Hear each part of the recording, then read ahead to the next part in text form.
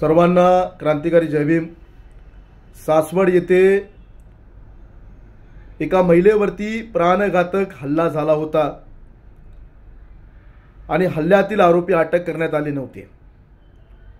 तिथले डीवायएसपी असतील, तिथल्या स्थानिक पोलीस स्टेशनचे वरिष्ठ पोलीस निरीक्षक पीआय असतील, या सगळ्यांवरती प्रशासकीय व्यवस्थेवरती दबाव टाकून आज तिथल्या आरोपींना पोलिसांनी अटक केली।